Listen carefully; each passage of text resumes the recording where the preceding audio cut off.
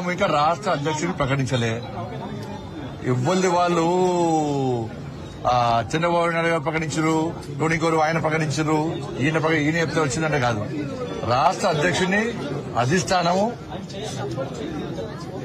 అందరికీ నామినేషన్ వేస్తారు. నామినేషన్ అయితే ఎవరిని అధ్యక్షుడు ఉండాలో అధిష్టానం నిర్ణయిస్తుంది. అందరి అభిప్రాయాలు తీసుకుని అధిష్టానం నిర్ణయిస్తుంది. అధిష్టానం తీసుకుంటే అందరు కట్టుబడి ఉంటాం. Bharatiya Janata party ప్రజాస్వామ్యబద్ధమైన party. ఒకటే నామినేషన్ వేయాలి, రెండే నామినేషన్ అని చెప్పారు. నామినేషన్ ఓపెన్ ఉన్నాయి, నామినేషన్ ఎవరైనా వేసుకోవచ్చు. మరి అధిష్టానము అన్ని ఆలోచించి నిర్ణయించుకుంటే దానికి కట్టుబడి ఉండాల్సిన బాధ్యత కమిట్మెంట్ తో పనిచేసే ప్రతి భారతీయ జనతా పార్టీ కార్యకర్తకు ఉంటుంది. ఎవరికి ఇచ్చారు? ఎవరు అధ్యక్షులు? ఎవరు ఇంకా కాలే కదా. ఇప్పుడు సాయంత్రం ప్రకటిస్తారు. సాయంత్రం చెప్తారు నామినేషన్స్ తర్వాత. ఎవరు నామినేషన్ ఇస్తారో నామినేషన్స్ తర్వాత అధిష్టానం ఆలోచించి అప్పుడు అభ్యర్థిని ప్రకటిస్తారు. దాని తర్వాత రేపు సమావేశం పెడతారని చెప్పి సమాచారం. ఇప్పుడు అన్ని ఫాల్తు మాటలు అంటారు. వాటిని ఎవరు సోషల్ మీడియా పడుతున్నారు కూడా చూసి నేను. అధ్యక్షుని కోసము అధ్యక్షుని బాధ్యత కోసం ఎవరైనా అడగచ్చు. అడగడంలో ఎలాంటి తప్పు లేదు. వాళ్లకు రావాలని కోరుకోవడంలో కూడా ఎలాంటి తప్పు లేదు. దాన్ని ఎవ్వరు తప్పు కొట్టరు. అది ఎవరి వాళ్ళకి ఆలోచన.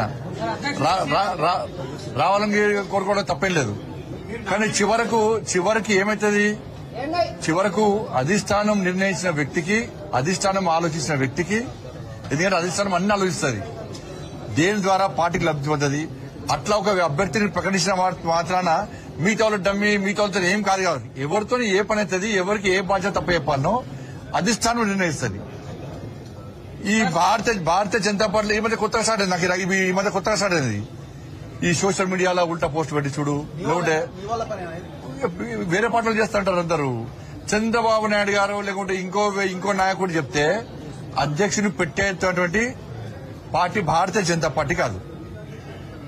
భారతీయ జనతా పార్టీ దేశంలో అధికారంలో పార్టీ, అనేక రాష్ట్రాల్లో అధికారంలో పార్టీ, ప్రపంచంలో అత్యధిక సభ్యత్వం ఉన్న పార్టీ భారతీయ జనతా పార్టీ. నమ్మిన సిద్ధాంతం కోసం పనిచేసే కట్టర్ కార్యకర్తల పార్టీ భారతీయ జనతా పార్టీ. కాబట్టి అధిష్టానం అన్ని చూస్తున్నది. ఎవరైతే పార్టీకి వ్యతిరేకంగా వ్యవహరిస్తారో ఎవరైనా ఇప్పుడు పెట్టలే సోషల్ మీడియా ద్వారా గాని ఇతరత్ర వాళ్ళకున్న మీడియా సాధనాల ద్వారా గాని పార్టీకి వ్యతిరేకంగా, పార్టీ అధిష్టానం నిర్ణయించిన అభ్యర్థికి వ్యతిరేకంగా ఎక్కడ ఏం చేసినా కూడా పార్టీ చాలా సీరియస్ గా వ్యవహరిస్తుంది. బండి సంజయ్ ఉంటేనే పార్టీ, బండి సంజయ్ లేకుంటే పార్టీ లేదంటే మూర్ఖత్వం అవుతుంది. ఎవరు లేకుండా పార్టీ నడుస్తుంది. నరేంద్ర మోడీ గారి నాయకత్వంలో, జేపీ నడ్డా గారి యొక్క నేతృత్వంలో పార్టీ తెలంగాణ రాష్ట్రంలో ఎట్టి బస్సులో రాబోయే రోజుల్లో అధికారం రాబోతున్నది. కట్టర్ కార్యకర్తలందరూ కూడా పార్టీ అధిష్టాన నిర్ణయానికి కట్టుబడి ఉంటారు. వీళ్ళు డమ్మి, వాళ్ళు డమ్మి, వీళ్ళు డమ్మి అని చెప్తే ఎవడో పెట్టినంత మాత్రాన ఇవాళ చూస్తున్నాను నేను. ఎవరు బీఆర్ఎస్ వాళ్ళు పెట్టారు. బీసీ అంటే మనకి బీఆర్ఎస్ పార్టీ అని చంద్రశేఖరరావు దిగి బీసీకి ఇవ్వని చెప్పి BRS party working president social media పెడుతున్నారు కదా, ట్విట్టర్ పెట్టిస్తున్నారు కదా బీజేపీ బదనం చేయడానికి. మీ పార్టీలో ఎంతమంది బీసీ మంత్రి పదవులు ఇచ్చారు? బీసీలు లేకుండా ఇచ్చారు. మీరు దళితులు ముఖ్యమంత్రి చేస్తాను మీ అయ్యా సిగ్గు లేకుండా ముక్కు నరుకుంటా, మూతి నరుకుంటా, తల నరుకుంటా, ఇది నరుకుంటా, కింద మీద నరుకుంటా అన్నాడు. ఏమైంది మరి? దళితులు ముఖ్యమంత్రి ఎందుకు చెప్పరాదు? మీ పార్టీ అధ్యక్షుడు బీసీ ఎందుకు ఇస్తలేరు? మీ అయ్యని చెప్పాను. మేము బాధ్యతతో అయిపోయినాం. భారతీయ జనతా పార్టీ అధికారంలోకి వస్తే బీసీ ముఖ్యమంత్రి చేస్తామన్నాం. మీ పార్టీని ప్రకటించుకోండి మరి.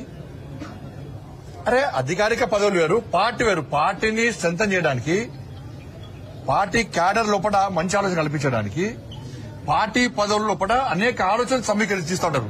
బీసీకి ఇవ్వాలి. బీసీ అంటే నేను బీసీ నాకు ఇవ్వలేదా? లక్ష్మణ్ గారు బీసీ, లక్ష్మణ్ గారికి ఇవ్వలేదా? చలపతిరావు గారు బీసీ, వారికి ఇవ్వలేదా? దత్తాత్రేయ గారు బీసీ, దత్తాత్రేయ గారి అధ్యక్షులు లేరా? బంగారు లక్ష్మణ్ గారు ఎస్సీ వారు లేరా? మరి ఏమైనాయి? మరి బీఆర్ఎస్ లో ఒక్కరిని బీసీ అధ్యక్షులు చేసిరా? మరి చేస్తారా? బీసీ ముఖ్యమంత్రి చేస్తారని ప్రకటిస్తారా మీరు? దళితులు ముఖ్యమంత్రి చేస్తానే మోసం చేసిపోయా 10 సంవత్సరాలు మొత్తం దోసుకొని అలా పైసలు పుట్టుపుట్టు పైసలు సంపాదించారు. కాబట్టి ఇవన్నీ కూడా తప్పు. దయచేసి మీడియా కూడా విజ్ఞప్తి చేస్తున్నా, ఎవరు మాట్లాడినా కూడా దయచేసి సహకరించండి. భారతీయ జనతా పార్టీ క్రమశిక్షణతో పనిచేసే పార్టీ.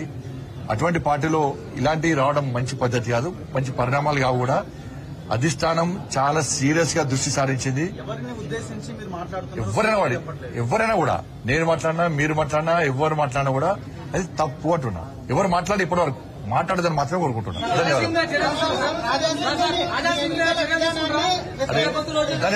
ధన్యవాదాలు.